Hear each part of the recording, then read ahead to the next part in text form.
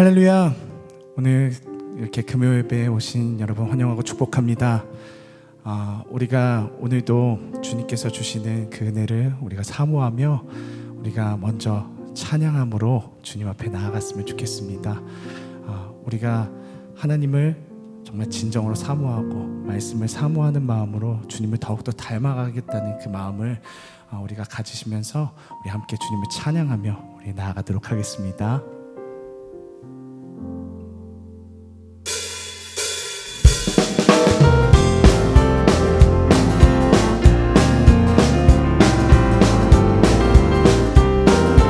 내 진정 사모하는 친구가 되시는 구주 예수님은 아름다워라. 산 밑에 백합화요 빛나는 새벽별 주님 영원할기라. 주 없도다. 내 맘이 아플 적에 그 위로 되시며 나 외로울 때 좋은 친구라. 주는 저 산 밑에 백합 빛나는 새벽별 이 땅 위에 비길 것이 없다. 내 몸의 모든 염려 이 세상 보라가 나와 항상 같이 하여 주시고 시험을 당할 때에 악마의 개교를 즉시 물리치사 날 지키시네. 온 세상 날 버려도 주 예수 안 버려 끝까지 나를 돌아보시니. 아멘. 주는 저 산 밑에 백합 빛나는 새벽별 이 땅 위에 비길 것이. 내 맘을 다하여서 주님을 따르며 길이 나를 사랑하리니. 아멘. 불이 두렵잖고 창검도 검었네. 우리 3절 다시 한번 찬양하겠습니다. 내 맘을 다하여서 주님을 따르며 길이 나를 사랑하리니. 불이 두렵잖고 창검도 검었네. 주는 높은 산성 내 방패시라. 내 영혼 먹이시는 그 은혜 누리고 나 친히 주를 뵙기 원하네. 주는 저 산 밑에 백합 빛나는 새벽별 이 땅 위에 내 영혼 먹이시는 그 은혜 누리고 내 영혼 먹이시는 그 은혜 누리고 나 친히 주를 뵙기 원하네. 아멘. 주는 저 산 밑에 백합 빛나는 새벽별 이 땅 위에 비길 것이. 주의 친절한 팔에 안기세. 주의 친절한 팔에 안기세. 우리 마음이 평안하리니 항상 기쁘고 복이 되겠네. 영원하신 팔에 안기세. 주의 팔에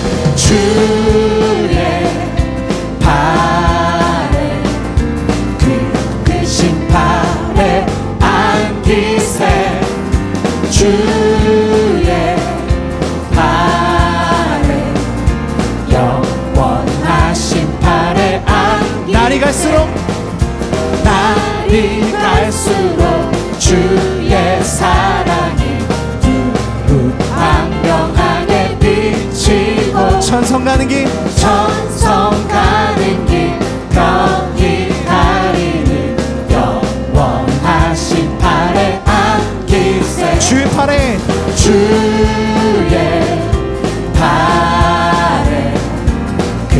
크신 팔에 안기세. 아멘.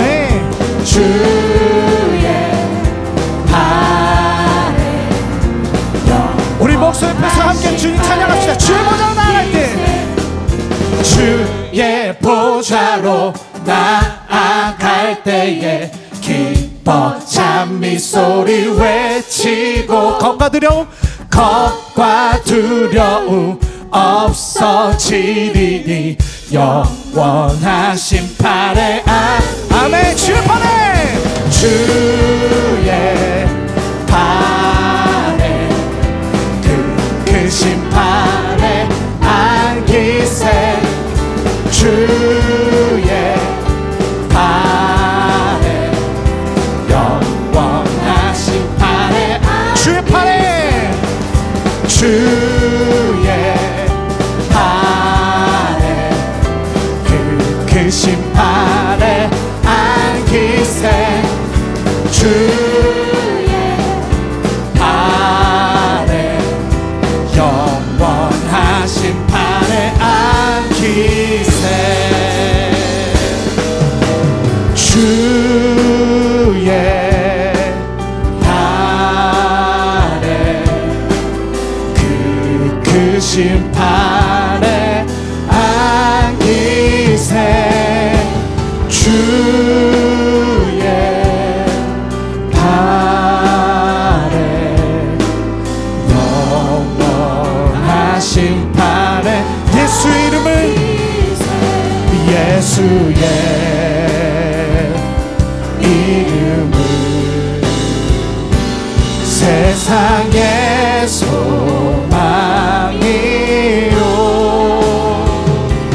예수의 이름을 천국의 기쁨이 예수의 이름을 예수의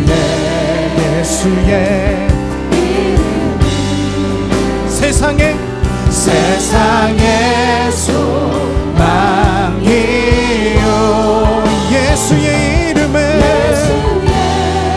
아멘 이름을 천국의 기쁨 다시 한번 찬양합시다. 예수의 이름을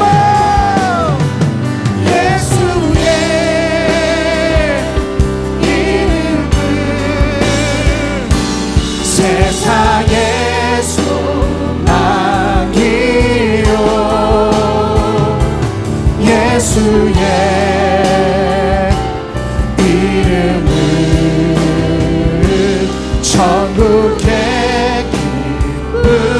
기쁨이세 함께 이 시간 기도하기 원합니다. 이 시간 우리가 기도할 때 주님의 그 이름만이 우리의 참된 소망이시요 주님의 약속만이 우리가 바라볼 것임을 우리가 고백하며 나아가는 그런 삶으로 살아갈 수 있도록 우리에게 믿음과 힘을 더하여 달라고 이 시간 우리 주님께 우리 주여 한번 부르시며 통성으로 기도하며 나아가겠습니다. 주여 주님 우리에게 힘과 믿음을 더하여 주시옵소서. 더욱더 아버지 하나님의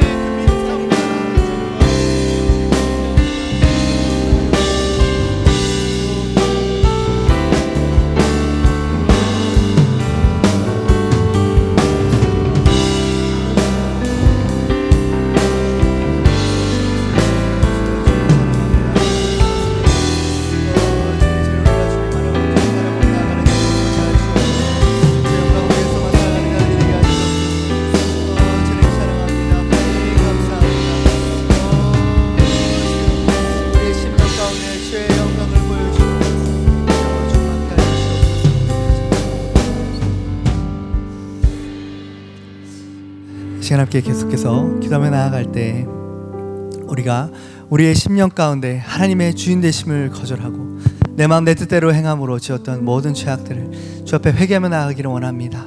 또한 우리가 세례 정신으로 주님께 우리의 인생의 주권을 드리며 저 것을 내어드리고 말씀의 양식을 취하며 성령의 인도하심만을 따라 살겠습니다.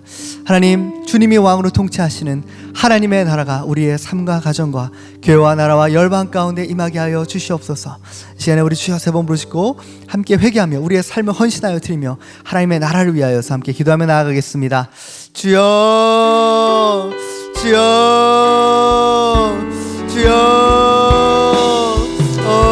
주님 그렇습니다. 하나님, 주님의 주인 되심을 거절하고 내 마음 내 뜻대로 행함으로 지었던 모든 죄악들을 주 앞에 회개하며 나아갑니다. 내가 내 인생의 주인이 되고 왕이 되었어 주 주의 뜻을 거절하며 하나님 육신의 소욕을 따라 살았던 시간들을 주 앞에 회개하며 나아갑니다. 아버지 용서하여 주옵소서. 우리가 우리 죄를 자백하면 그를 미쁘시고 오로사 우리 죄를 모두 사시고 우리를 모든 불의에서 깨끗하게 하실 것을 약속하신 아버지 주의 약속을 의지하여 나아갑니다. 주의 보혈을 의지하여 나아갑니다. 우리의 모든 죄를 덮으시고 우리를 정결케 하시고 자유케 하여 주시옵소서. 주님 누구든지 나를 따르거든 날마다 자기를 부인하고 제 십자가를 지고 나를 따를 것이라 말씀하신 주님, 우리의 인생의 주권을 주 앞에 드립니다. 우리의 자아를 부인하며 주 앞에 나아갑니다. 우리의 인생의 첫 곳은 주의 것입니다. 하루의 첫 시간, 재정의 처음 것과 우리의 삶의 모든 우선순위가 주께 맞춰지게 하여 주시옵소서. 아버지 육신의 정욕과 안목의 정욕과 이생의 자랑의 양식이 아닌 말씀의 양식을 취하는 자, 아버지 생명의 말씀이신 예수 그리스도를 양식으로 취하는 삶을 살겠습니다. 아버지 성령의 인도하심을 따라 살겠습니다. 내 생각 내 뜻대로 결정하는 인생이 아니라 늘 주 앞에 의뢰하며 주의 뜻을 구하며 주 앞에 무릎 꿇으며 주의 음성을 들으며 순종하며 나아가는 저희들의 삶이 되게 하여 주옵소서. 주님 그렇습니다. 하나님의 왕으로 통치하시고 다스리시는 그 하나님의 나라가 먼저는 우리 개인의 삶에 임하게 하시고 우리의 가정이 주님의 나라가 되게 하시며 우리의 교회와 우리의 직장과 우리의 삶의 모든 삶의 터전과 나라 민족과 열방 가운데 하나님의 뜻이 이루어지는 하나님의 나라가 임하게 하여 주시옵소서. 주님 감사합니다. 주님 사랑합니다. 감사합니다. 이 시간에 두 번째로 기도할 때에는 가정과 관계 회복을 위해서 기도하기 원합니다. 이번 주간에 어린이날이 있었고 오늘은 또한 어버이날입니다. 무엇보다 가정 안에서 하나님이 기뻐하시는 관계로서의 온전한 회복들이 이루어지게 하시고 또한 깨어지고 상하고 상처 입은 관계들이 있다면 서로 용서하며 또한 용납하며 주의 사랑으로 회복되는 놀라운 회복과 치유를 경험하는 복된 시간들이 되게 하여 달라고 이 시간에 우리 주여 한번 부르짖고 함께 기도하며 나아가겠습니다. 주여. 주님 그렇습니다. 하나님 부모와 자녀와의 관계 아버지 주 안에서 순종하며 사랑하며 주의 교훈과 훈계로 양육하는 생명의 관계로서 온전히 회복되게 하여 주시옵소서. 주님 그렇습니다.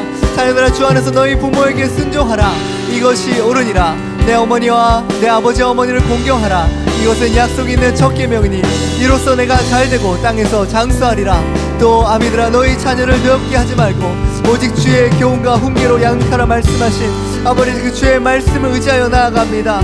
하나님 자녀된 자로서 부모님께 순종하며 아버지 부모님을 공경하며 아버지 주님께 대하듯 부모님을 섬기는 그러한 가정들로 그러한 관계들로 온전하게 회복되게 하여 주시옵소서. 이 땅에서 잘되며 이 땅에서 장수하는 그 복의 아버지 통로로서 아버지 또한 주님께서 열어주신 그 길을 아버지 우리가 기억하게 하여 주시고 아버지 부모님을 사랑하되 하나님을 사랑하듯 부모님을 사랑하게 하시고 하나님께 순종하듯 부모님께 순종하며 주님의 사랑으로 아버지 온전히 따르게 하여 주시옵소서. 아버지 하나님 또한 자녀들과의 관계에 있어서 자녀를 노엽게 하지 아니하며 주님의 교훈과 훈계로 주의 말씀의 원칙대로 양육하며 훈련하며 세우게 하여 주시옵소서. 아버지 우리의 관계 가운데 깨어지고 상하고 상처 입은 관계들이 있습니다. 아버지 서로 용서를 구하며 용납하며 주의 사랑으로 아름답게 회복되는 시간들이 되게 하여 주시옵소서. 주님 주의 성령으로 기름 부어 주시옵소서. 모든 깨어지고 상하고 아픈 관계들을 아버지 치유하여 주시옵소서. 온전케 하여 주시옵소서. 아버지 하나님 5월 가정의 달 놀라운 가정 안에서의 회복들이 이루어지는 한 달이 되게 하여 주시고 아버지 그 회복된 관계가 아버지 우리가 맺고 있는 모든 관계로서 흘러가게 하시고 확장되게 하시고 그로 인하여 하나님의 치유하심과 주님의 통치와 주의 나라가 임하게 하여 주시옵소서. 주님 감사합니다. 주님 찬양합니다. 시간에 마지막으로 기도할 때 예배 회복을 위해서 함께 기도하기 원합니다. 주님께서는 영과 진리로 예배하는 예배자를 찾고 계십니다. 전심으로 주를 찾는 자를 기다리고 계십니다. 주님이 기뻐 받으시는 예배자로 우리가 준비되게 하여 주시옵소서. 기도하기 원합니다. 또한 순차적으로 재개되는 현장 예배들 다음 주부터 수요예배와 금요 기도회가 또 현장 예배로 재개가 되고요. 또 빚어진 예배가 순차적으로 재개되고 다다음 주부터는 새벽 기도회 또 화요중보, 또 여러 현장 예배들이 회복될 예정 가운데 있습니다. 하나님, 그 모든 예배의 현장 가운데 주님 성령으로 기름 부어 주시옵소서. 새로운 은혜로 충만하게 부어 주시옵소서. 마음을 다하여 예배하는 모든 성도들에게 주께서 예비하신 새로운 은혜를 부어 주시옵소서. 이 시간에 예배 가운데 부어 주실 하나님의 은혜와 그 영광을 위해서 기도하고, 또 말씀을 선포하시는 담임 목사님과 또 각 강단에서 말씀 전하시는 모든 목사님들의 그 심령 가운데 주님의 불을 부어 주시고, 듣는 모든 성도님들의 심령에 주님의 말씀이 깊이 새겨지고 뿌리 내리고 열매 맺게 하여 달라고 이 시간에 주여 한번 부르시고 예배 회복을 위해 함께 기도하겠습니다. 주여, 주님 그렇습니다. 하나님, 주께서는 영과 진리로 예배하는 예배자를 찾고 계시다 말씀하셨습니다. 여호와의 눈은 만민을 두루 감찰하사 전심으로 자기를 찾는 자들을 찾으신다고 말씀하신 주님, 그렇습니다. 하나님, 우리가 아무리 영과 진리로 예배하는 예배자 되게 하시옵소서. 전심으로 주를 찾는 예배자가 되게 하시옵소서. 주님이 기뻐 받으시는 예배를 드리는 그러한 아벨과 같은 예배자가 되게 하여 주시옵소서. 아버지, 성령의 인도하심을 따라 예배하기 원합니다. 주님의 진리의 원칙을 따라 예배하기 원합니다. 아버지 안에 우리의 전심을 주 앞에 올려드리는 그러한 예배자, 우리의 인생의 가장 소중한 것을 주 앞에 올려드리는 예배자, 주께 감사와 기쁨과 찬송함으로 주님 앞에 언약을 맺음으로 예배하는 예배자, 우리의 모든 죄와 허물을 주 앞에 온전히 자백하고 아버지 주님 앞에 온전히 고백하며 깨어진 관계들을 회복하며 주 앞에 나아가는 그러한 예배자로 우리가 서게 하여 주시옵소서. 아버지, 우리에게 주님 현장 예배들을 회복할 수 있는 그런 시간들을 허락하시니 감사합니다. 주일 예배와 수요 예배와 금요 기도회와 비전진의 모든 예배들과 새벽 기도회와 화요 중보 기도와 자녀 축복 기도회에 성령으로 기름 부으시옵소서. 말씀을 선포하시는 담임 목사님과 또한 각 강단에서 말씀 전하시는 우리 목사님들과 전사님들 그 심령에 성령의 불을 부어 주시옵소서. 아버지, 주의 말씀에 온전한 대언자로 서게 하여 주시옵소서. 말씀을 듣는 성도들이 준비된 마음으로 주 앞에 나와서 주께서 각각 자신에게 해주시는 그 말씀, 각각 심령에 말씀하시는 그 말씀이 무엇인지를 아버지 온전히 듣고 분별하며 아멘으로 화답하며 말씀에 순종하여 열매 맺는 귀한 인생들이 되게 하여 주시옵소서. 좋은 마음 바치러 우리를 준비시켜 주시옵소서. 마음을 다하여 예배하는 성도들에게 부어주시는 주께서 예비하신 새 은혜를 부어 주시옵소서. 주님 찬양합니다. 하나님 감사합니다. 주님 감사합니다. 오늘 5월 8일 어버이날 이렇게 저희가 또한 금요 기도회로 주 앞에 나아갑니다. 하나님, 우리의 모든 죄와 허물을 주 앞에 자백하며 나아갔습니다. 하나님, 우리의 인생의 주권을 주 앞에 온전히 내어드립니다. 하나님, 우리의 삶을 왕으로 통치하여 주시고 우리의 가정의 주인으로서 통치하여 주시며 하나님의 나라와 뜻이 온전히 이루어지는 우리 개인의 삶과 우리의 가정과 교회와 나라와 열방이 되게 하여 주시옵소서. 하나님, 부모와 자녀와의 관계가 아름답게 회복되는 그러한 시간들로 허락하여 주시고 깨어지고 상하고 상처입은 모든 관계들이 주님의 사랑과 용서와 용납 가운데 서로를 받아주며 서로를 사랑하며 온전히 회복되는 시간들로 허락하여 주시옵소서. 주님이 기뻐 받으시는 예배자, 주님이 찾으시는 예배자, 전심으로 주를 예배하는 예배자 되게 하여 주시고 앞으로 순차적으로 재개되는 모든 현장 예배들의 성령의 기름 부으사 놀라운 하나님의 영광을 경험하게 하여 주시옵소서. 감사합니다. 오늘도 주께서 주실 말씀을 기대하며 나아갑니다. 하나님, 주 앞에 또한 부르짖어 기도한 그 모든 시간 가운데 주님 역사하여 주시옵소서. 감사드리며 예수 그리스도의 이름으로 기도드립니다. 아멘. 샬롬. 참 반갑습니다. 연일 화창한 날씨 속에서 우리 사랑하는 생명선교 성도 여러분들 잘 지내고 계시죠? 5월은 가정의 날입니다. 아무래도 가족 간의 모임도 많고 또 함께하는 시간들이 많을 텐데요. 참 즐겁고 행복한 시간들 다 되시기를 바랍니다. 이제 다음 주 금요일부터는 얼굴과 얼굴을 대면하면서 함께 모여 예배를 하게 됩니다. 참 우리가 영상 예배도 하나님 앞에 나름대로 또 은혜가 넘치지만 그래도 예배라고 하는 것은 성도와 함께 어우러져서 같은 생각과 같은 마음을 가지고 같은 스피릿을 가지고 한 공동체에서 예배한다는 것처럼 아름답고 복된 일이 없는 것이죠. 다음 주 금요일부터는 현장 예배로 나아갑니다. 기대해 주시면 감사하겠습니다. 더 많이 기도해 주시기 바랍니다. 하나님께서 오늘 우리에게 허락하신 말씀은 사무엘하 15장 1절로 6절 말씀입니다. 하나님 말씀을 천천히 교독하시겠습니다. 그 후에 압살롬이 자기를 위하여 병거와 말들을 준비하고 호위병 50명을 그 앞에 세우니라. 압살롬이 일찍이 일어나 성문 길 곁에 서서 어떤 사람이든지 송사가 있어 왕에게 재판을 청하러 올 때에 그 사람을 불러 이르되 너는 어느 성읍 사람이냐 하니 그 사람의 대답이 종은 이스라엘 아모시파에 속하였나이다 하면 압살롬이 그에게 이르기를 보라, 내 일이 옳고 바르다마는 내 송사를 들을 사람을 왕께서 세우지 아니하셨다 하고, 또 압살롬이 이르기를 내가 이 땅에서 재판관이 되고 누구든지 송사나 재판할 일이 있어 내게로 오는 자에게 내가 정의를 베풀기를 원하노라 하고, 사람이 가까이 와서 그에게 절하려 하면 압살롬이 손을 펴서 그 사람을 붙들고 그에게 입을 맞추니 이스라엘 무리 중에 왕께 재판을 청하러 오는 자들마다 압살롬의 행함이 이와 같아서 이스라엘 사람의 마음을 압살롬이 훔치니라. 아멘. 우리는 지난 시간에 사무엘하 14장을 살펴보았습니다. 14장 1절 말씀에 스루아의 아들 요압이 왕의 마음이 압살롬을 향하여 이렇게 기록하고 있는데요. 압살롬이 그의 형 암몬을 살해하죠.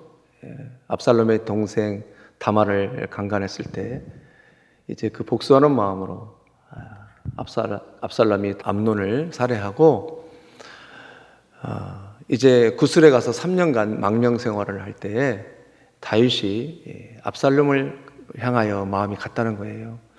이것을 누가 간파를 하게 되냐면 이제 요압, 군대 장관 요압이 그 마음을 알게 됩니다. 그래서 자기의 어떤 입지를 생각해서 요압은 나름대로 인간적인 방법으로 한 여인, 두로아에 있는 한 여인을 데려다가 다윗에게 인간적인 호소를 통해서 그 압살롬을 데려오게 됩니다.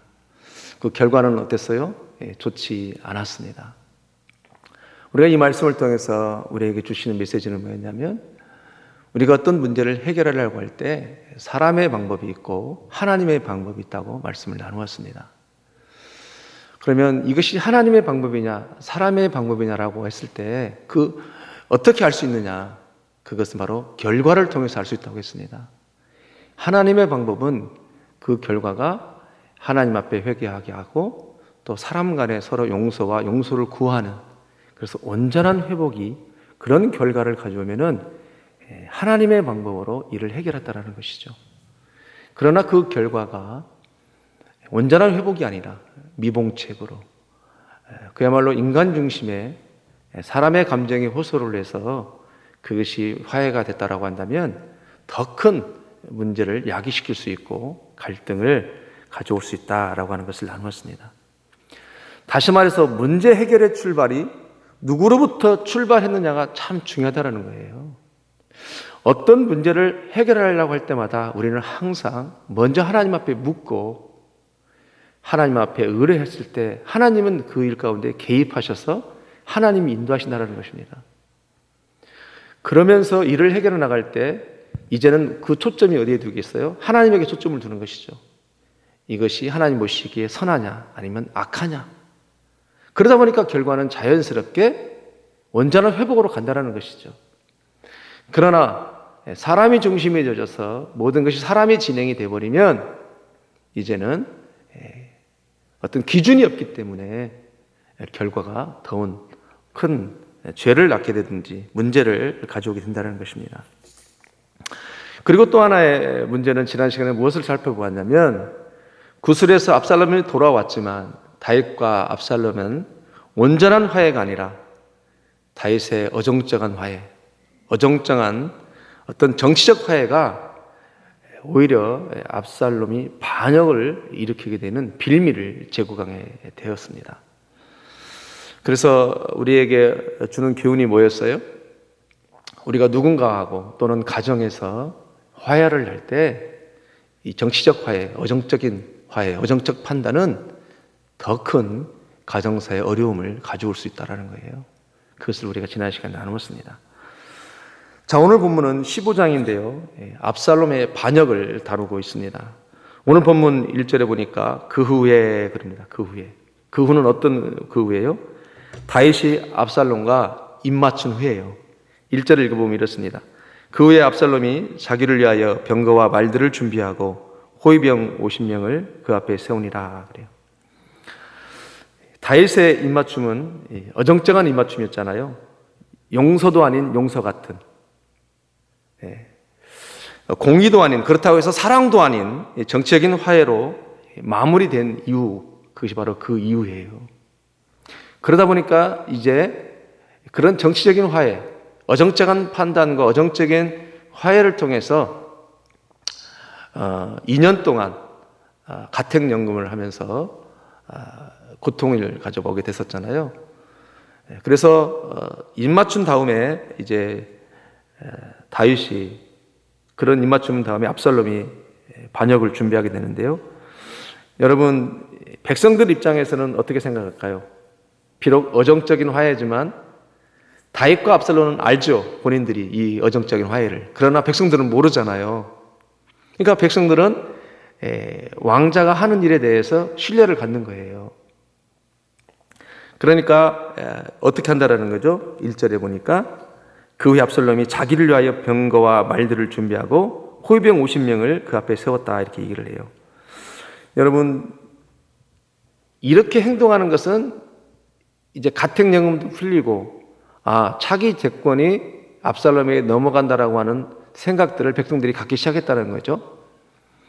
그러면 이 행차가 지금 왕자의 모습이 아니죠. 아직 왕도 아닌데도 불구하고 그 행차는 마치 왕처럼 행동하고 있는 겁니다. 여러분, 호위병, 근위병 50명이라는 것은 적은 숫자가 아니에요. 앞길을 내주는 사람이 바로 호위병인데 왕자가 왕도 아닌 이렇게 한다고 하는 것은 백성들은 그가 저 사람이 압살롬이 이제 다음 왕으로 될 수 있겠구나 그런 인식을 나름대로는 압살롬이 지금 심어주고 있다라는 거예요.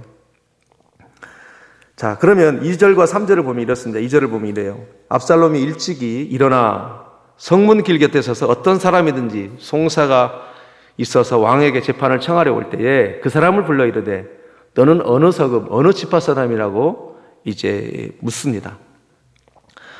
여러분, 그 당시에는 성문 길 옆에 재판을 할 수 있는 그런 기관들이 설치되어 있다고 해요. 그러니까 성문 곁에 서서 압살롬은 어떻게 한 거예요? 너는 어느 지파 사람이냐? 어느 지파에서 왔느냐? 이렇게 왜 물었을까요? 물은 다음에 그 지파에 따라서 오히려 왕을 불신하게 할 수 있도록 아주 교묘한 말을 하기 시작하는 거예요. 예를 들어서 너는 어느 지파 사람이라고 물어봤을 때 그 예루살렘의 그 도성에 있는 사람이라고 했을 때는 우선적으로 그 사람들에게 그 송사를 판단해 주는 것입니다. 기다리지 않고. 그랬을 때 마음을 사요, 안 사요? 마음을 사는 거예요. 또 어느 지파라고 했을 때 유다 지파라고 하면 나도 유다 지파 사람이라고 얘기를 하는 것이죠. 그러면서 마음을 사는 거예요. 더 배려해 주고. 또 멀리서 온 사람들.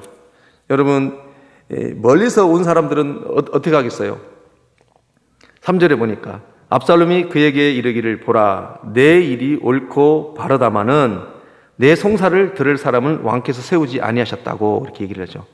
그러니까 멀리서 온 사람들은 말을 만들어서 차별을 느끼게 하는 것이죠. 왕께서 세우지 않았다. 너의 옳고 바르다마는 너의 억울함이 내가 볼 때는 옳고 바르다. 그러나 왕께서 너의 문제를 해결하기 위해서 사람을 세우지 않았다. 이렇게 얘기를 해요. 그럼 차별감을 가져야 안 가져요? 갖는 거죠. 그러니까 왕에 대해서 불신감을 자꾸 갖게 만드는 거예요. 어느 지파 사람인지 물어보고 그 사람에게 맞게끔 말을 해주는 거죠. 어느 사람에게는 더 불신을 갖게 하고 어느 사람에게는 마음을 사게 하고 결국은 전부 다 압살롬 이주로 송사를 다 만들어가는 거예요. 심지어는 4절에 이렇게 말하잖아요. 또 압살롬이 이르기를 내가 이 땅에서 재판관이 되고 누구든지 송사나 재판할 일이 있어 내게로 오는 자에게는 내가 정의를 베풀기를 원하노라 하고 그래요. 다시 말해서 본인이 모든 억울함을 해결해 주겠다라고 장담을 하는 거예요. 여러분, 송사를 하러 온 사람들은 대부분 억울하다고 생각하는 사람 오잖아요. 그럼 그런 사람들에게 그 사람 입장에 서서 말을 하게 되면 참 고마운 거죠. 감사한 거고.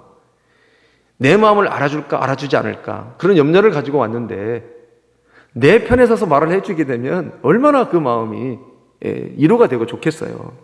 심지어는 여러분 5절을 보니까 어떻게 했다고 그래요? 송사하러 오는 사람들을 향하여 누구나 할 것 없이 손을 펴서 입을 맞추었다고 합니다.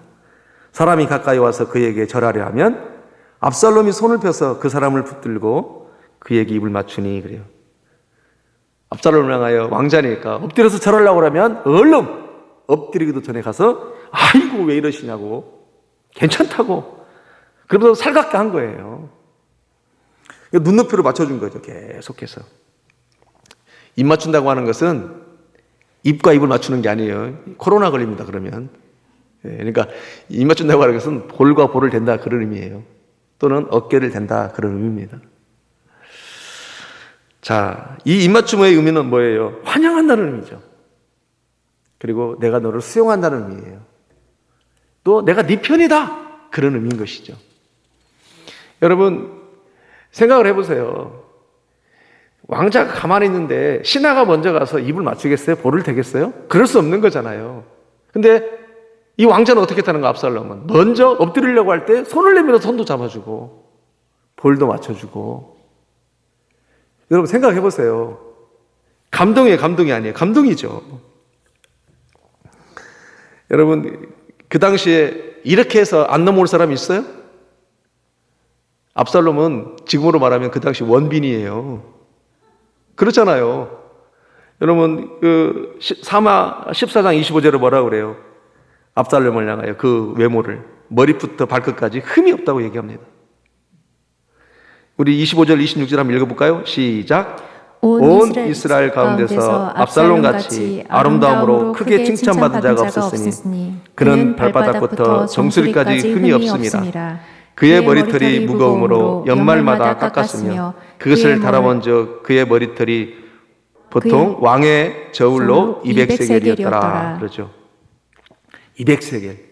보통은 70세겔 정도 간다고 해요. 무게가. 근데 이 압살롬은 3배죠. 무례요. 3배. 그 당시에 미의 규제는 머리털에 있었다고 합니다. 머리숱이 많고 또 머리가 그 숱이 많은데 찰랑찰랑하니 막 윤기가 쫙 흐르는데 그 사람이 왔다 갔다 하면서 막 손을 잡아주고 입 맞출 때 어떻게 했어요? 안 넘어올 사람이 없는 거예요. 그 정도로 압살롬이 인기가 많았다는 것이죠. 여러분 아침마다 일찍이 서서 오후 때까지 오는 사람마다 이렇게 했을 때 소문이 어떻게 나겠어요? 소문이 난다 안 난다? 그러니까 너도 나도 오는 거예요. 너도 나도. 왕자 손 한번 잡아보려고.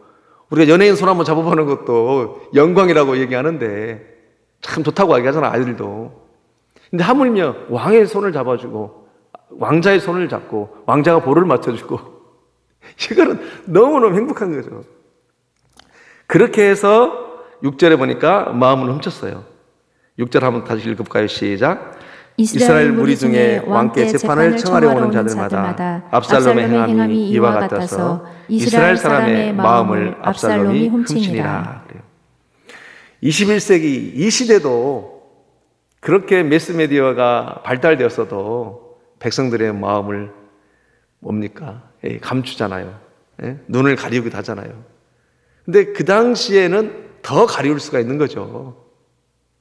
그러니까 온 백성들의 마음이 지금 다 압살롬의 마음으로 치우쳐 가는 것이죠. 이렇게 4년 동안 성문 곁에서 백성들의 마음을 훔치고 이제 7절부터 9절을 보니까 반역을 일으키기 위해서 헤브론으로 갑니다. 여러분 제가 읽어볼게요. 4년 만에 압살롬이 왕께 아뢰되 내가 여호와께 서원한 것이 있사오니 청하건대 내가 헤브론에 가서 그 서원을 이루게 하소서. 당신의 종이 압살롬 아람 구술에 있을 때 서원하기를, 본인 얘기하는 거죠. 만일 여호와께서 나를 다시 예루살렘으로 돌아오게 하시면 내가 여호와를 섬기리다 하였나이다. 왕이 그에게 이르되 평안히 가라 하니 그가 일어나 헤브론으로 가니라 그래요. 자, 압살롬은 왜 헤브론으로 가려고 했을까요? 본인이 유다 출신이잖아요. 헤브론은 유다의 수도입니다. 그리고 그곳에서는 어린 시절을 보냈을 뿐만 아니라 그의 아버지 다윗이 유다에서 7년 6개월 동안 왕으로 세워졌었잖아요. 여러분 7년 6개월 동안 다윗이 왕이 되셨을 때 통치를 참 잘했습니다. 그런데 이스라엘 장로들이 다윗을 찾아와서 이제는 통일 이스라엘 왕국을 통치해달라고 합니다. 그때 다윗이 부득이하게 가긴 갔지만 백성들 마음에는 서운한 마음이 있어요, 없어요? 있죠. 우리를 버리고 가는구나. 더 큰 데로 가는구나. 은연중에 그런 마음이 있죠. 가긴 가야 되겠고 안 갈 수는 없고. 그런데 가는 것도 서운한데 수도까지 옮겨버리는 거예요, 지금요. 헤브론이 수도였었는데 이제는 수도를 이스라엘, 예루살렘으로 옮겨지게 됩니다. 그러니까 유다 사람들은 내심 다윗에게 불편한 마음이 있어요, 없어요? 있는 거예요. 여러분 이 시대도 도청 하나만 옮겨도 어때요? 난리가 나잖아요. 들어오고 안 들어오는 것 때문에. 지금도 그것 때문에 집값이 오르가고 내려가는데 하물며 그 당시에 문물교환 시대에는 장이 쓰고 안 쓰고 문제잖아요. 지금 전국에서 지금 물건들이 올라오고. 그러니까 수도가 옮겨진다고 하는 것은 상당한 불편한 일이죠. 자, 그 유다 사람들에게는 서운한 마음이 있다는 것을 압살롬은 누구나도 잘 알아요. 그래서 내가 반역을 일으킬 때 어디가 가장 좋을까라고 했을 때 압살롬은 유다 헤브론을 선택하게 된 것입니다. 그러면서 유다 사람들의 심리를 이용하는 거예요. 내가 반란을 일으켰을 때 왕이 되고자 할 때 가장 내 입장에서 대변해주고 나를 따를 사람이 누구라고 했을 때 그런 심리를 이용을 한 것입니다. 다윗왕은 압살롬이 서원제를 드린다고 하니까 전혀 눈치채지 못하고 평안히 가라고 해줬어요. 이 압살롬은 참 여러분 치밀한 사람이에요. 암논이 다말을 겁탈했을 때 2년 동안 치밀하게 준비하잖아요. 그리고 암논을 죽이게 됩니다. 그리고 암논을 죽이고 그술로 가서도 3년간을 보내게 됩니다. 또 돌아와서도 이제 2년간을 가택연금을 해요. 그리고 반역을 일으키기 위해서 4년을 또 준비합니다. 총 11년이에요. 한 번도 하나님을 찾질 않아요. 하나님을 찾았다는 내용이 없어요. 아주 이 사람은 치밀해요. 그런데 서원제를 드리기 위해서 헤브론으로 간다고 얘기를 해요. 그러니까 한 번도 하나님을 찾지도 않지만 하나님을 이용해서 자기 것을 채우려고 하는 사람이죠. 여러분, 우리가 아쉬운 부분이 있죠. 만약 다윗이 입맞춘 후에 아무리 그것이 표면적인 화해라고 할지라도 그 이후에 내면적인 화해를 이뤘어야 돼요. 다윗은 사람과 사람 간에 서로 용서하고 용서를 구하게 하고 하나님 앞에 회개하기도 하고, 만약에 그것이 표면적인 화해라고 할지라도 그 이후에 다윗이 마음을 돌이켜서 어정쩡한 화해가 아니라 정치적인 화해가 아니라 만약에 그것을 온전한 회복으로 다시 이어나갔다면 압살롬의 그 딱딱한 마음이 아마 수그러들었을 것입니다. 그러니까 다윗은 여전히 계속해서 방관하고 방치했던 거예요. 다윗은 암논이 다말을 겁탈했을 때도 2년간 방치하고 방관하고, 압살롬이 암논을 죽이고 구술에 갔을 때도 방관하고 방치하고, 또 구술에서 돌아왔을 때도 또 여전히 방관하고 방치하고, 싸늘한 입맞춤을 하고 표면적인 화해를 했다 할지라도 다시 그때만 해도 다윗이 돌이켰다라면, 어정쩡한 화해가 아니라 온전한 회복으로 가져가려고 노력했다라면, 근데 그때도 역시 또 방관하고 방치해버렸습니다. 참 이게 아쉬운 부분이에요, 여러분. 만약에 그때 방관하고 방치하지 않았다라면 압살롬은 4년 동안 그 반역을 준비하지 않았을 것입니다. 여러분, 이것이 우리에게 시사하는 바가 참 크죠. 우리가 어떤 문제를 방관하고 방치하면 안 된다라는 거예요. 지금이라도 우리 삶에, 우리 성도들의 삶에 어떤 문제가 있다라면 그것을 방관하고 방치하면 안 된다는 거예요. 다시 한번 용기를 내서 그 문제를 가지고 하나님 앞에 가지고 가야 된다는 겁니다. 참 중요하죠. 여러분, 하나님이 개입하셔서 일하시도록 우리 하나님은 십자가 안에서 그 어떤 것도 개입하지 않을 이유가 없는 거예요. 십자가의 가치 안에서, 십자가의 능력 안에서, 십자가에서 당신 자신을 내어줬기 때문에 다시 한번 십자가를 붙들고 십자가의 권세와 능력을 가지고 하나님 앞에 나왔을 때, 그 문제를 가지고 나왔을 때 내가 그것을 어떤 문제를 방관하고 방치하지 않고 용기를 내서 가져온다라면 우리 아버지 하나님은 십자가 안에서 모든 것을 개입하신다는 거예요. 여러분, 우리 인생에 많은 문제가 있는데 그 많은 문제를 해결하기 위해서 만 가지의 해결점을 주지 않았다라는 거예요. 오직 하나, 십자가로 우리 인생의 모든 해결점을 주신 거예요.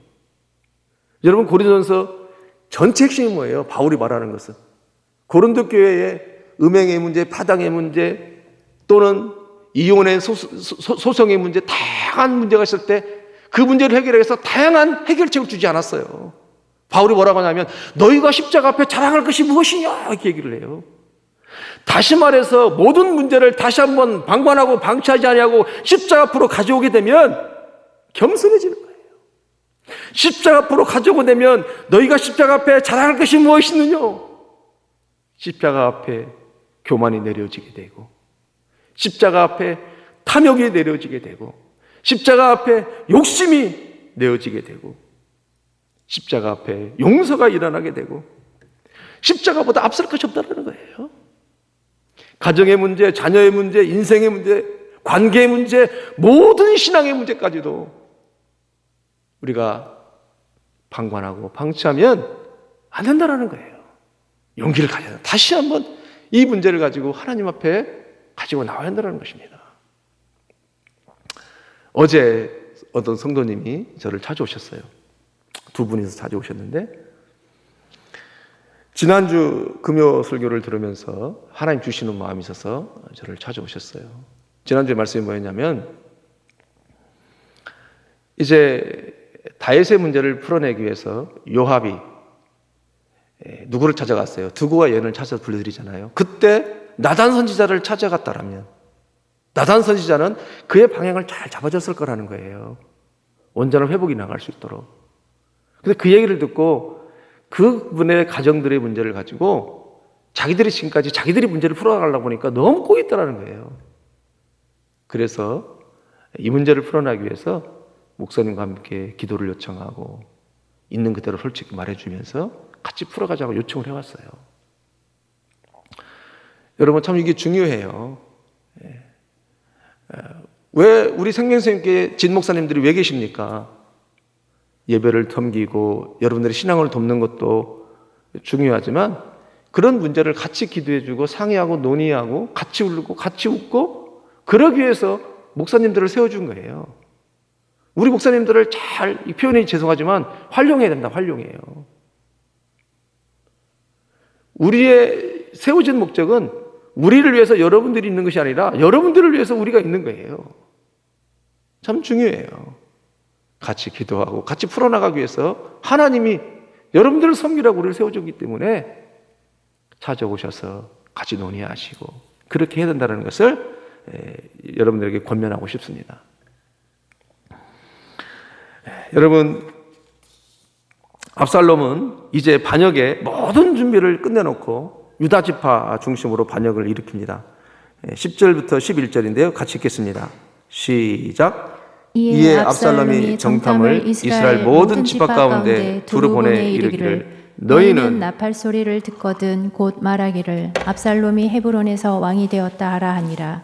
그때 청함을 받은 200명이 압살롬과 함께 예루살렘에서부터 헤브론으로 내려갔으니 그들은 압살롬이 꾸민 그 모든 일을 알지 못하고 그저 따라가기만 한 사람들이라. 아멘. 자, 10절에 보니까 이스라엘 모든 지파 가운데 둘을 보내요. 나팔 소리가 듣거든 곧 말하기를 압살롬이 헤브론에서 왕이 되었다 하라. 이 말은 신호를 보내면 지파마다 압살롬에게 왕이 승계되어졌다, 이렇게 모사를 짠 거예요. 왕이 승계되지 않았잖아요. 근데 뭐 핸드폰도 없이 알 수가 없잖아요. 또 서든은 입맞춤이지만 나름대로 입맞췄다라고 화해했다라고 소문은 났을 거 아니에요. 그러니까 동시다발적으로 신호가 가면은 이제는 왕이 계승되어졌다, 승계되어졌다, 그렇게 너희들은 얘기하라, 이렇게 얘기를 합니다. 핸드폰만 있어도 귀찮아. 핸드폰이 없어가지고 그랬어, 그 당시에. 여러분 또 11절에도 보면 압살롬이 헤브론에 내려올 때 몇 명을 따라 내려왔다고 200명이 따라 나왔다고 그래요. 근데 200명이 따라오면서 뭐라고 그래요? 그들은 압살롬이 꾸민 이 모든 일을 알지 못하고 그저 따라가기만 했다는 거예요. 갔으니까 의도는 없었지만 어떻게 돼요? 본의 아니게 가담이 된 상태입니다. 이것이 실질적인 이 백성들의 모습이에요. 여러분, 이 말씀을 통해서 우리에게 굉장히 중요한 메시지를 줘요. 우리가 조심해야 될 것이 뭐냐면요, 대세냐 대의냐예요. 이것을 우리가 잘 분별해야 됩니다. 대세를 따라갈 것이냐 아니면 대의를 따라갈 것이냐예요. 세상이 뭐 다 그러는데 이것은 세상 사람들이 선택하는 삶이잖아요. 에이, 세상이 뭐 누구나 다 그렇게 하는 것인데 뭐. 이것은 분명히 세상 사람들이 선택하는 삶이에요. 그러나 우리 그리스도인들은 어떻게 살아야 돼요? 대세가 아닌 대의를 따라가야 됩니다. 아멘입니까? 예를 들어서 이런 거예요. 출애굽기 39장 3절을 보면은 대제사장의 관에 이렇게 패가 있다고요. 패가. 이 패가 있어요. 패가. 이 패에다가 거룩한 순금으로 이제 만약에 이 도장을 찍듯이 뭐라고 찍는다는 거예요. 이게 여호와의 성결이라고 찍는 거예요. 여호와의 성결이라고. 그 위에 여호와의 성결이라고 하나님이 대제사장은 그걸 새기라고 이렇게 말을 해요.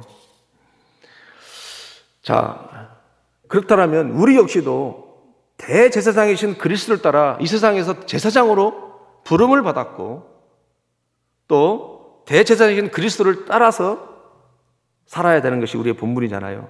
그러면 우리가 어떻게 따라가야 돼요? 여호와의 성결입니다. 이 여호와의 성결, 이것이 바로 대의를 따라가는 삶이라는 거예요.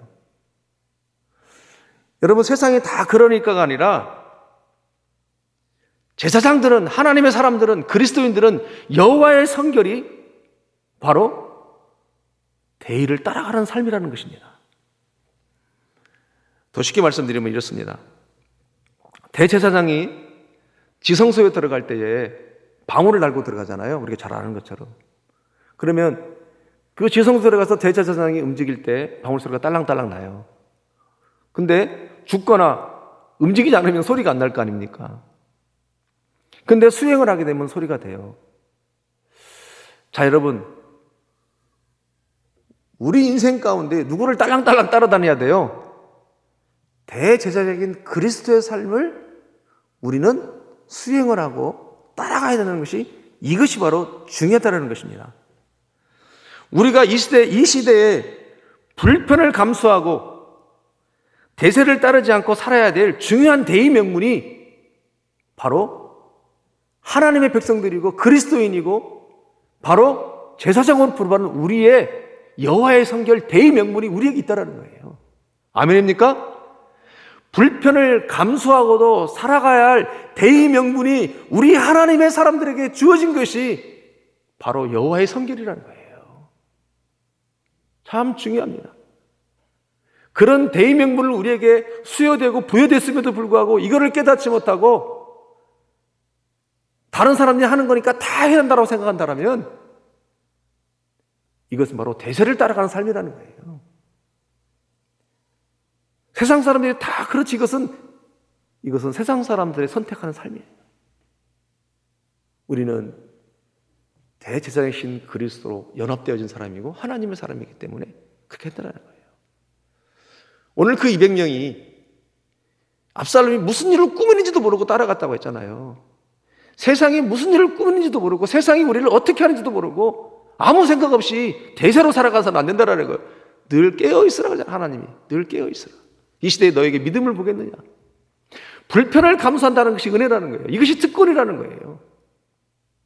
하나님의 사람이 아니라면 불편을 감수하지 하라는 말도 안 하죠. 여러분, 우리가요 하나님의 사람으로서는 다 누리면서 살 수 없다는 거예요. 세상 사람들이 다 하는 것을 다 같이 하고 살 수 없는 것이 그리스도인의 대의 명분이라는 것입니다. 바꿔 말하면. 다 속으로 아멘하고 계신 거죠? 그런 거예요. 남들이 다 하는 것을 다 하지 못하는 불편함을 가지고 있다고 하는 것이 복된 것입니다. 이 놀라운 비밀, 마음으로 받으시는 축복이 있는 우리 모두가 되기를 주의 이름으로 축복합니다. 여호와의 성결을 폐에 새겨 제사장관에 새긴 것처럼 우리 가슴에 하나님이 폐를 딱 새겨주신 거예요. 뭐라고? 여자로 생각하는데 여호와의 성결 딱 가슴에 심겨준 거예요. 이걸 잊지 말라는 거예요. 잊지 말라는 거예요. 그래서 우리는 하나님 나라 대의를 따라야 살아야 할 명분이 우리에게 주어진 것입니다. 우리가 코로나19를 맞고 보내면서 우리 안에 이런 고백들이 있어요. 함께 예배하는 것이 얼마나 행복한지 몰라요. 함께 교제하는 것이 이렇게 행복한지 몰랐어요. 그런 말들을 이구동성으로 고백하잖아요, 여러분. 그러면서 우리는 세균 하나 때문에 모든 것을 할 수 없는 상황을 경험했다라면 우리는 어떤 마음을 가져야 돼요, 이제? 이 세균 하나 때문에 우리가 함께하지 못하는 것을 경험했다면 앞으로도 얼마든지 세균 하나 때문에 또 함께 예배하고 함께 사랑의 교제를 못할 수 있다라고 하는 생각을 해서 지금 함께 할 때 더 함께 해야 되고 지금 예배할 때 더 예배해야 된다는 거예요. 아멘입니까? 이것을 깨달아야 되는 거예요. 근데 우리가 코로나를 맞고 보내면서 이것을 놓쳐버리고 늘 그냥 편안하게만 예배한다고 생각하고 개념을 잡아가면은 하나님이 참 섭섭한 거죠. 제가 지금 말씀드리는 것이 굉장히 중요한 얘기입니다. 여러분, 많은 사람들이 말하기를 이렇게 말을 해요. 목사님, 당연한 것을 누리지 못한다는 것이 이렇게 힘든지 몰랐어요. 이렇게 얘기하죠. 아니요. 여러분, 당연한 것이 어디 있어요? 당연한 건 아무것도 없어요. 모든 것이 하나님의 은혜입니다. 왜 그것이 당연하다고 생각하는? 아니라는 거예요. 지나고 보니까 그것이 당연한 건 줄 알았더니 알고 봤더니 당연한 것이 아니었는데 모든 것이 나에게 은혜로 주어졌던 거예요, 그게. 아멘? 자, 이게 우리가 생각을 바꿔야 된다니까요. 코로나19를 보내면서 그 모든 것이 전에는 다 당연했다고 생각하는데 아니요, 당연한 거 하나도 없었어요. 모든 것이 감사의 조건이었어요. 그러므로 오늘 이 시간 우리가 앞으로는 모든 걸 다 감사해야 된다는 거예요. 모든 걸.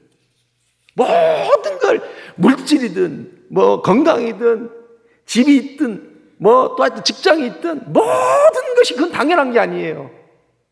모든 것이 은혜로 주어졌던 거예요. 그러므로 오늘 있는 것을 더 감사하고 살아야 돼요. 예배할 수 있는 것이 더 감사한 거예요. 더 안전만을 위해서 우리가 움츠린다고만 해서 그게 더 되는 건 아니에요. 예배할 수 있을 때 더 그러므로 예배하고 함께 사랑의 교제를 할 수 있을 때 더 교제해야 되는 것이 우리가 얻을 수 있는 큰 또 교훈입니다. 그러니까 대세가 아니라 대의를 살 수 있는 것도 우리가 부르심의 특권이라는 거예요. 이것이 특권이에요. 이것이. 다시 본문으로 돌아가서 12절에 보면 결정적으로 다윗의 그 모사요 책사인 지략군인 아히도벨이 압살롬 편에 서게 되면서 결정적인 반역의 힘을 실어주게 됩니다. 여러분 12절 한번 읽어볼까요? 시작. 제사 드릴 때 압살롬이 사람을 보내 다윗의 모사 길로 사람 아히도벨을 그의 성읍 길로에서 청하여 온지라. 반역하는 일이 커가매 압살롬에게로 돌아온 백성이 많아지니라. 길로 사람이라고 했는데 여기는 길을 말하는 게 아니에요. 지역을 말합니다. 길로 사람 아히도벨. 이 아히도벨은 다윗의 대단한 입입니다. 책사예요. 지략가예요. 엄청난 다윗에게 도움을 줬고 모든 백성들이 이 아히도벨의 그 능력과 모사와 지략에 전부 다 인정하는 사람입니다. 그런데 그 사람이 다윗에게서 압살롬을 갔다고 하는 것은 반역이 더 커졌다는 거예요. 백성들이 더 많이 쏠림 형상이 일어났다 그런 의미죠. 그럼 이 아히도벨은 누구냐? 왜 아히도벨은 다윗을 배반하고 압살롬에게 왔느냐? 그 결정적인 증거가 뭐냐면요. 이 아히도벨의 누구냐면 밧세바의 할아버지예요. 밧세바의 아버지 엘리암, 엘리암의 부친이에요. 그러니까 밧사바의 할아버지입니다. 그러니까 다윗을 도와서 지금까지 잘 해오다가 그의 손녀 밧사바의 간음 사건 때문에 그때 분개했죠. 이에 대한 충격이 상당히 컸습니다. 그래서 등을 돌린 거예요. 압살롬이 반역을 일으킬 때 편을 들어준 것입니다. 무엇보다도 결정적인 이유는 뭐냐면요, 백성들이 다윗을 향한 부정적인 어떤 모습들이죠. 아무리 압살롬이 간교하게 빼앗았어도 그 외모가 탁월한다 할지라도 다윗이 신망을 잃어버린 거예요. 왜? 어느 날 갑자기 우리아의 장군 아내가 밧사바가 왕비가 되어버렸잖아요. 백성들이 말을 안 해서 그렇지 다 안다 모른다. 아는 거예요. 소문 다 나잖아요. 소문이. 분명히 우리아의 장군의 아내였잖아요. 밧사바가. 그리고 통치락에서 정략 결혼을 참 많이 했어요. 다윗도. 그러면서 백성들에게 많은 실망을 또 잊었었죠. 결정적으로는 또 그거였죠.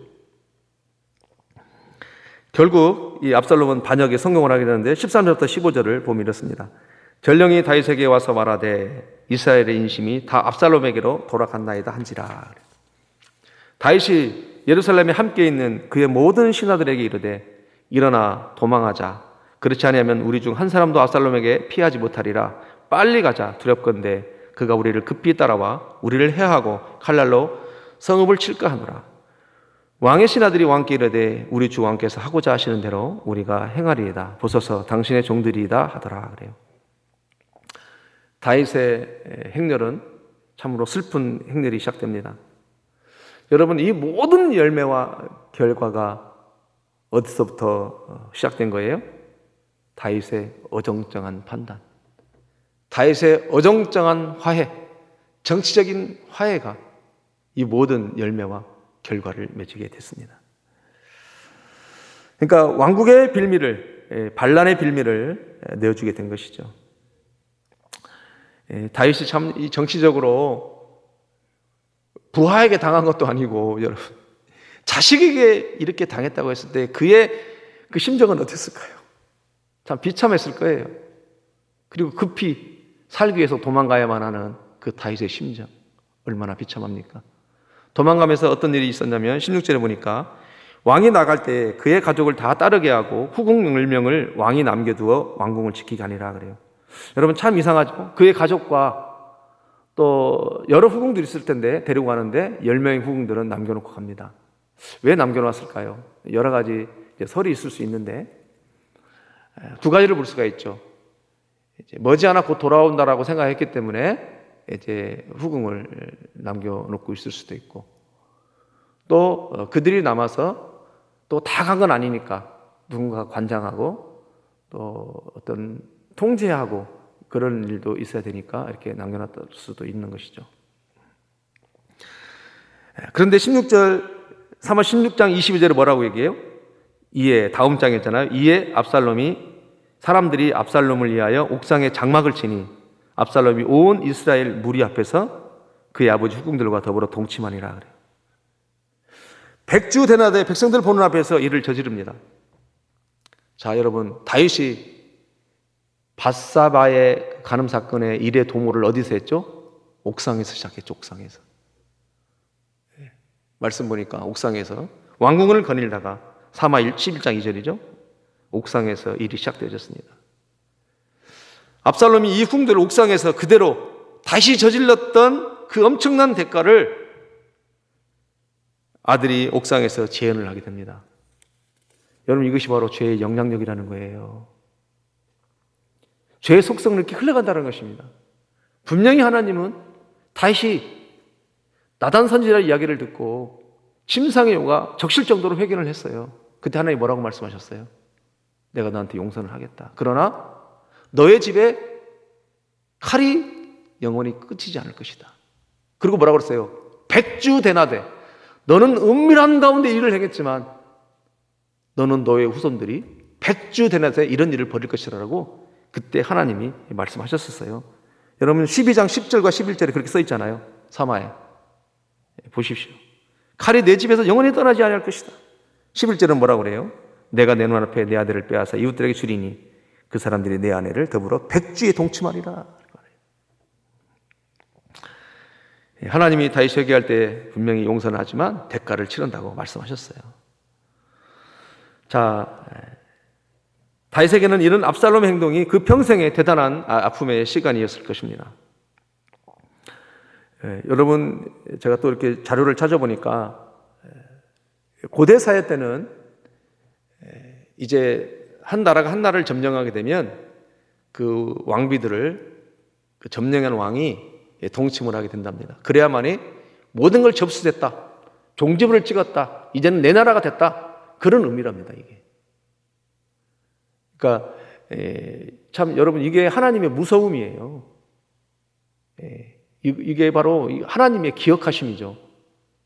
그러니까 하나님은 하나님 나름대로 하나님의 방법을 이뤘지만, 언약을 이뤘지만, 그러니까 압살롬은 압살롬 나름대로 문화를 가지고 했지만, 그러나 하나님은 하나님 말씀하셨기 때문에 하나님은, 이게 하나님의 무서움이라는 거예요.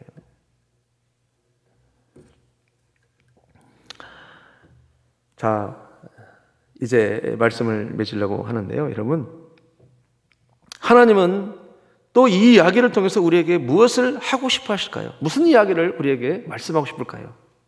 여기서 사람이라고 하는 존재는, 인간이라고 하는 존재는 사랑과 공의를 실현한다고 하는 것이 얼마나 힘든지를 가르쳐 주는데요. 여러분, 우리는 여기서 또다시 십자가에서 우리를 대신해서 정죄를 받으시고 죗값을 지불하신 하나님의 지독한 그 사랑 앞에 항복하지 않을 수가 없는 거예요.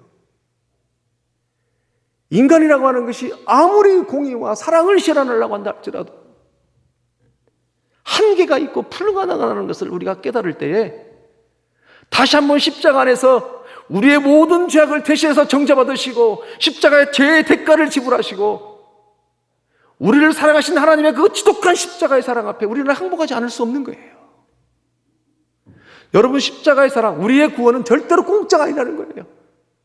우리가 구원받기까지는 엄청난 대가를 지불해야만 했던, 그러므로 우리는 우리의 구원을 값싸게 가르쳐서도 안 되고 값싸게 살아서도 안 된다는 것을 또 가르쳐 주는 거예요.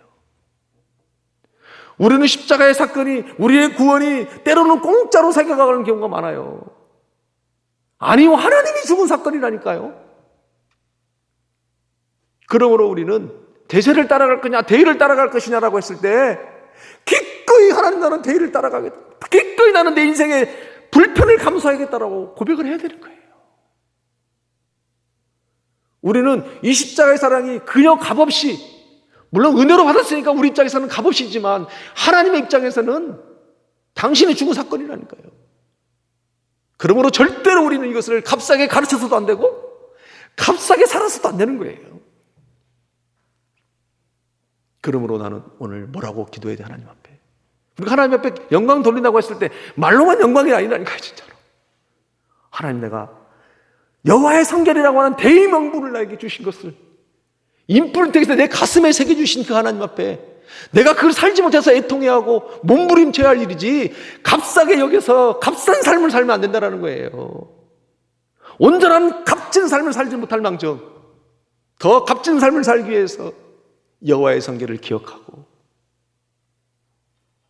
말씀을 생각하면서 준비하면서 그런 마음이 들어요.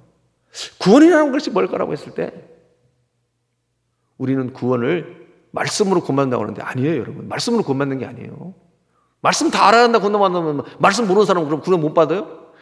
구원이라고 하는 것은 우리의 모든 죄를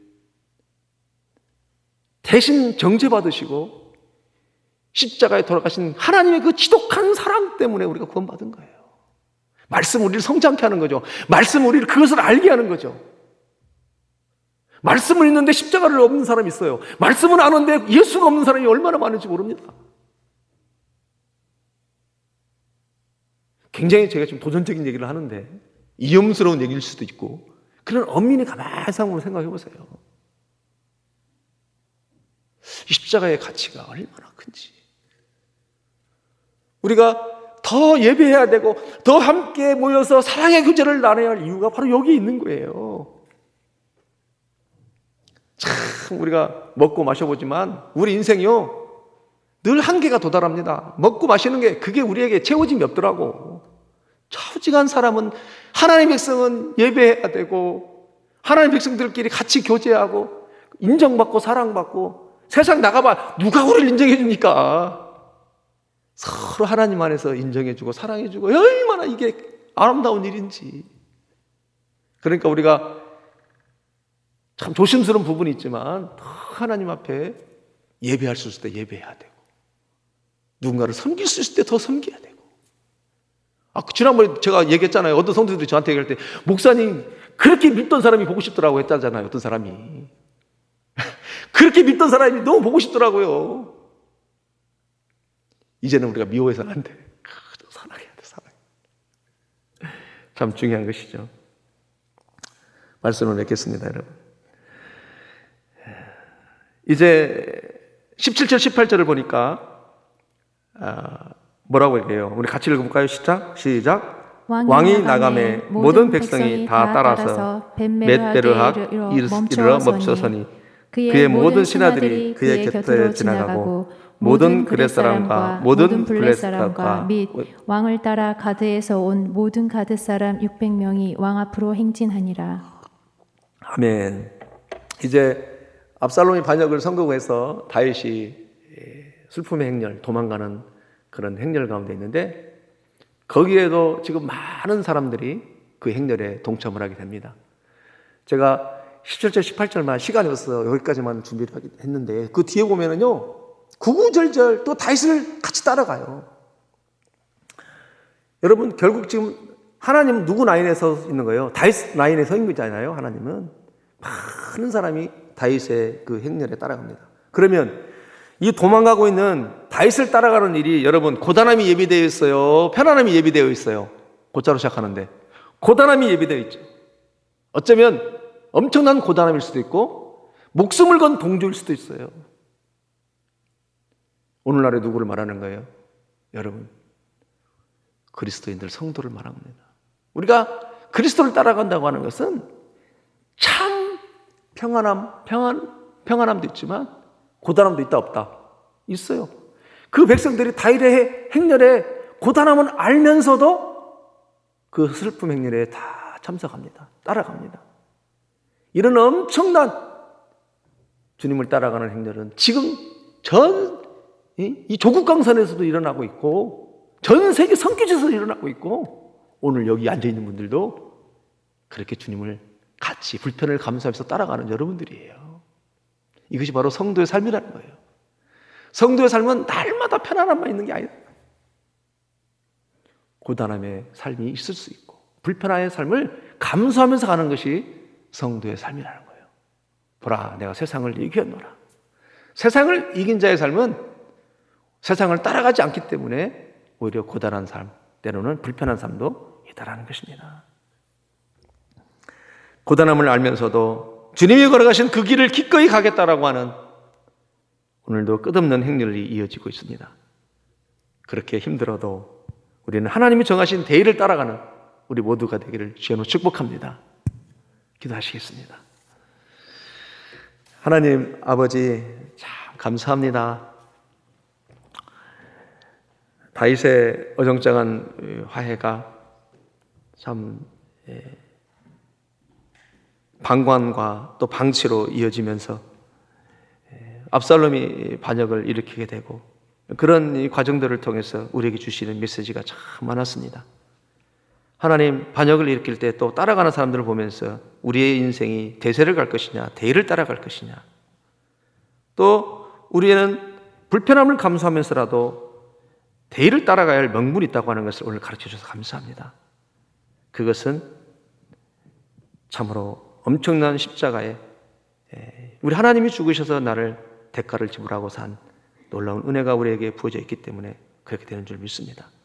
하나님, 우리가 더욱더 함께 예배하고 함께 사랑의 교제를 나눌 수 있는 우리 생명선교회 지시를 다 되게 하여 주시옵소서.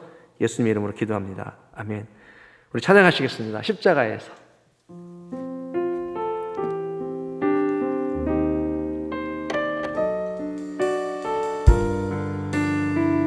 십자가에서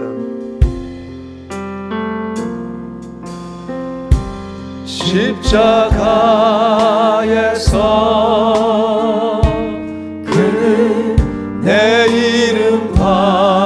바꾸셨네.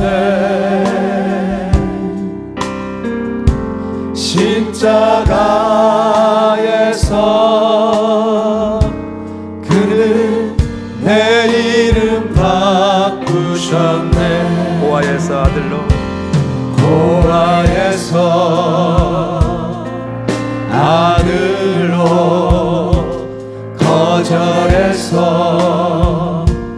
용남으로 죄인에서 의인으로 바꾸어 주셨네.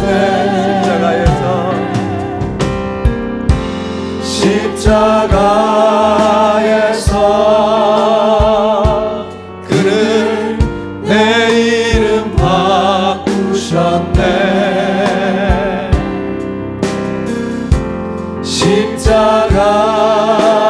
십자가에서 그는 내 이름 바꾸셨네.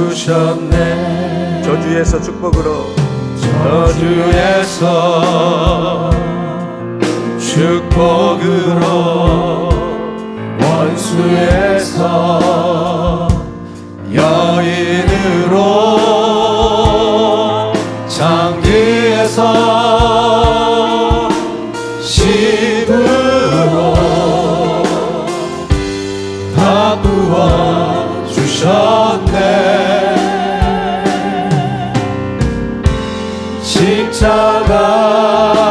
십자가에서 그는 내 이름 바꾸셨네. 십자가에서 그는 내 이름 바꾸셨네. 우리 시간 함께 기도하기를 합니다. 십자가에서 계속 찬양을 해주시면 감사하겠습니다. 이 시간 함께 기도하기를 원합니다. 방관하고 방치하지 않겠습니다. 이제라도 세우신 종들과 함께 그 문제를 하나님께 가지고 가겠습니다. 십자가의 능력과 권세로 다스려 주시옵소서. 십자가 앞에 겸손하게 하시고 욕심과 교만함을 내려놓게 하시고 하나님이여 회복의 역사가 있게 하여 주시옵소서. 여호와의 성결을 위하여 대세가 아니라 대의를 따라가게 하여 주시옵소서. 세상 기로나 풍조를 따라가지 않겠습니다.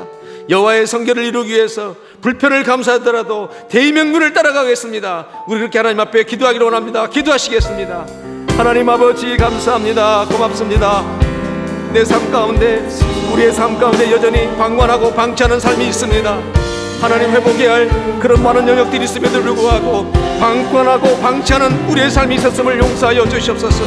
이제라도 세우신 종들과 함께 그 문제를 하나님 앞에 가지고 가겠습니다. 십자가의 권세와 능력을 가지고 우리를 다스려 주셔서 십자가 앞에 능치 못함이 없는 줄 믿습니다. 하나님 아버지여, 우리의 문제를 하나님 해결하기 위해서 만 가지 해답을 준 것이 아니라 너희가 십자가 앞에 자랑할 것이 무엇이 있느냐 말씀하실 때에 하나님 십자가를 통해서 우리가 겸손해지며 우리가 욕심을 내려놓으며 교만을 내려놓으며 하나님 우리의 삶의 회복의 역사가 있는 줄 믿습니다. 주여 도와주시고 함께하여 주시옵소서. 하나님 여호와의 성결, 우리 주님께서 대제사장들에게 하나님 그 여호와의 관태에 하나님 아버지 정말로 하나님 여호와의 성기를 하고 도장을 새기듯이 새기라고 말씀하셨던 것처럼 하나님 우리는 참으로 대의를 따라갈 때에 그 대의가 바로 여호와의 성결이라고 하는 걸 가르쳐 주셔서 감사합니다. 하나님 세상 기로나 풍조를 따라가지 않겠습니다. 여호와의 성결, 하나님 이것을 불편하다 할지라도 감수하면서 대의 명분을 따라갈 수 있는 우리 모든 삶이 될 수 있도록 인도하여 주시옵소서. 오 하나님 도와주시옵소서. 십자가에서 우리의 이름을 바꿔주시는 하나님 아버지, 우리의 삶이 불편을 감수하면서 따라가야 되는 것이 바로 하나님의 백성인 줄 믿습니다. 주여 도와주시고 함께하여 주시고 주님 인도하여 주시옵소서. 함께하여 주시옵소서. 역사하여 주시옵소서. 도우신 하나님을 찬양합니다. 감사합니다. 인도하여 주시옵소서. 인도하여 주시옵소서. 이 시간 함께 더 기도하기를 원합니다. 코로나로 인하여 함께 예배하고 함께 교제하는 소중함이 얼마나 큰지를 우리는 알았습니다. 그러나 언제고 또 제2의 코로나 같은 일이 벌어지는 세상이기 때문에 지금 더 예배할 수 있을 때 예배하게 하시고 더 사랑에 교제할 수 있을 때 더 사랑에 교제할 수 있는 하나님의 사람들 다 되게 하여 주시옵소서. 하나님, 그동안은 당연한 것을 누리지 못할 때 불편하다고 생각했는데 사실 그 어느 것 하나 당연한 것이 없었고 돌아보니 모든 것이 감사였습니다. 그러므로 이제 주어진 모든 것에 감사하겠습니다. 어떠한 상황 가운데든지 자녀를 바라보며 감사하게 하시고 부모를 바라보며 감사하게 하시고 하나님 우리 삶의 모든 환경을 바라보며 감사하는 우리 모두가 되게 하여 주시옵소서. 그렇게 하나님 앞에 기도하기를 원합니다. 기도하시겠습니다. 하나님 아버지 감사합니다. 고맙습니다. 코로나19를 통하여서 우리로 엄청난 많은 무언의 메시지를 주신 아버지 하나님, 참으로 우리에게 함께 예배하고 함께 교제하는 것이 얼마나 소중한지를 가르쳐 주셔서 감사합니다. 함께하는 지체들이 있다고 하는 것이 우리에게 얼마나 참으로 복된 것인지 또 보게 하셔서 감사합니다. 언제고 또 이와 같은 일이 벌어질 수 있는 연약한 세상이기 때문에 예배할 수 있을 때 더 예배하게 하시고 하나님 앞에 드릴 수 있을 때 더 드리게 하시고 하나님 첫 것을 드리게 하시고 무기명을 먹게 하시고 구름기둥과 불기둥을 따라가게 하여 주시고 더 사랑의 교제를 나눌 수 있도록 도와주시고 더 사랑하게 하여 주옵시고 하나님 그동안 누렸던 것이 당연한 것이 아니었습니다. 그 어느 것 하나 당연한 것이 없었습니다. 돌아보내 모든 것이 감사였습니다. 건강도 감사였고 물질 주신 것도 감사였고 직장 주신 것도 감사였고 자녀도 감사였고 부모님도 감사였고 교회도 감사였고 모든 것이 감사였습니다. 하나님 우리 인생 가운데 앞으로도 당연한 것은 없습니다. 그 무엇과도 당연한 것은 없습니다. 모든 것이 하나님의 은혜입니다. 모든 것이 무에서 유로부터 출발되어진 하나님 주어진 은혜입니다. 하나님 이것을 놓치지 않게 하여 주시옵소서. 오히려 원망하고 불평하는 것이 아니라 오늘 우리의 삶에 감사하며 나갈 수 있는 우리 모두가 될 수 있도록 인도하여 주시옵소서. 도와주시옵소서. 우리 생명생교회 성도들들 함께 모여 예배할 때 함께 모여 차를 마실 때 애틋한 마음을 가지고 더 귀한 마음을 가지고 서로를 위해서 기도하며 사랑한다고 표현해 줄 수 있는 공동체 될 수 있도록 도와주시고 이제는 우리 안에 있는 에너지들이 하나님 이웃을 향하여 하나님 이 공동체 이웃에 향하여 사회를 향하여 더욱더 하나님 아버지 주님이 오신 이 메시아상을 드러내고 나타낼 수 있도록 인도하여 주시옵소서. 함께하여 주시옵소서. 그렇게 도우시고 인도하신 하나님을 찬양합니다. 감사합니다. 고맙습니다. 아멘. 아멘. 마지막으로 한 번 더 기도하겠습니다. 하나님, 오늘도 우리가 살아가면서 우리의 연약함과 미련함을 발견해야 할 때마다 정말로 하나님의 그 지독한 십자가의 사랑 앞에 항복하지 않을 수 없습니다. 온전한 사랑, 완전한 공의, 우리의 구원은 공짜가 아니라 그리스도의 철저한 피의 대가로 주어진 구원입니다. 그러므로 절대로 값싸게 가르쳐서도 안 되고 하나님 값싸게 살아서도 안 되고 값진 삶을 살아야 되겠습니다. 때로는 십자가의 삶이 고단하고 불편을 감수하는 삶이라 할지라도 여호와의 성기를 하고 우리 가슴판에 새겨주신 그 특권을 가지고 살아가야 되지 않겠습니까? 하나님 사랑합니다. 찬양합니다. 십자가에서 우리의 이름을 바꿔주시고 장기에서 연인으로 하나님 저주에서 축복으로 바꿔주셨습니다. 날마다 십자가를 생각하고 새 힘을 얻게 하여 주시옵소서. 십자가의 노래를 하게 하여 주시옵소서. 그렇게 하나님 앞에 기도하기로 합니다. 기도하시겠습니다. 하나님 아버지 감사합니다. 고맙습니다. 살아보면 살아볼수록 우리의 연약함을 발견합니다. 우리의 미련함을 발견하게 됩니다. 그럴 때마다 우리의 모든 아버지의 죄를 정지받으시고 십자가에 돌아가신 아버지 하나님의 지독한 그 십자가의 사랑을 하나님 기억하지 않을 수가 없고 그 사랑 앞에 항복하지 않을 수 없습니다. 하나님 항복한다고 하는 것은 이제는 하나님 나 자신만 항복하는 것이 아니라 내 삶의 모든 것을 겸손함으로 용서함으로 인정해줌으로 살아가는 것이 십자가의 항복인 줄 믿사오니 완전한 사랑, 완전한 공의를 하나님 누리며 살 수 있도록 인도하여 주시옵소서. 우리의 구원은 공짜가 아니라 그리스도의 철저한 피의 대가로 주어진 구원이라는 것을 알게 하여 주시옵소서. 그러므로 값싸게 가르치지도 안 되고 값싸게 살아도 안 되고 값진 삶을 살아갈 수 있도록 도와주시옵소서. 십자가를 따라가는 그 가운데 때로는 고단함이 있을 수 있고 하나님 때로는 불편함이 있을 수 있습니다. 그러므로 그 고단함의 삶이 때로는 그 불편함을 감수하는 삶이 나에게 주어진 특권의 삶이라는 것을 알게 하여 주시옵소서. 세상 사람들이 다 한 길로 간다 할지라도 하나님 아버지, 우리는 불편함을 감수하면서라도 마치 다윗의 행렬 가운데 많은 사람들이 동참해서 죽음의 동조를 했던 것처럼 하나님 이 시대에도 하나님 이 나라 조국 강산에 열방해서 하나님 십자가를 따라가는 삶의 사람이 있습니다. 계속해서 그런 십자가를 살아가는 은혜가 있을 수 있도록 붙들어주시고 함께하여 주시옵소서. 하나님 우리 비전진 친구들 붙들어주시고 지켜주시옵소서. 인도하여 주시옵소서. 돌아온 예배 가운데 안전으로 지켜주시고 보호하여 주시고 하나님 아버지, 정말로 우리 생명생교회가 하나님 새롭게 태어나고 일어나 빛을 발하며 하나님의 십자가의 능력들을 드러내고 나타낼 수 있는 모든 하나님의 백성들 다 될 수 있도록 인도하여 주시기를 간절히 바라고 원합니다. 함께하여 주시옵소서. 도와주시옵소서. 인도하여 주시옵소서. 아멘. 아버지 하나님, 십자가에서 우리의 이름을 바꿔주셨습니다. 고아에서 아들로, 거절에서 용납으로 우리를 만나주셨습니다. 죄인에서 의인으로, 창기에서 신부로 우리를 당신의 것 삼아 주셨습니다. 하나님, 불편을 감수할 수 있는 삶을 살 수 있도록 우리를 인도하여 주시옵소서. 그 십자가 비름을 바꿔놓으신 그 하나님의 이름을 드러내고 영광 돌리기 위해서 때로는 하나님 우리의 불편함을 감수할 수 있는 것이 대의의 명분이고 바로 대의를 따라가는 삶이라고 오늘 말씀을 통해서 가르쳐 주셨습니다. 그러므로 하나님 아버지, 늘 살아가면서 오늘 감사하게 하시고 오늘 행복하게 하시고, 하나님 우리가 다음 세대를 말하지만 사실은 다음 세대가 아니라 이번 세대로 저들을 칭해줘야 됩니다. 다음 세대로 칭하기 때문에 저들이 지금 세대에 도외시되고 소외되고 있는 것이 아닙니까? 하나님 절대로 다음 세대를 위해서 준비하는 하나님 생명샘교회가 아니라 이번 세대를 준비하는 생명샘교회 되게 하여 주시옵소서. 그러므로 우리 청년들이 다음 세대를 준비하는 청년이 아니라 지금 같이 동참하고 같이 회의하고 같이 머리 맞대고 같이 신앙생활할 수 있는 우리 생명샘교회 모든 비전진 다 되게 하여 주시옵소서. 그리고 하나님, 이제 우리가 예배를 재개할 때에 하나님이 지켜주시고 보호하여 주시옵소서. 저희들 예배하고 싶습니다. 저희들 뜨겁게 하나님을 더 노래하고 싶습니다.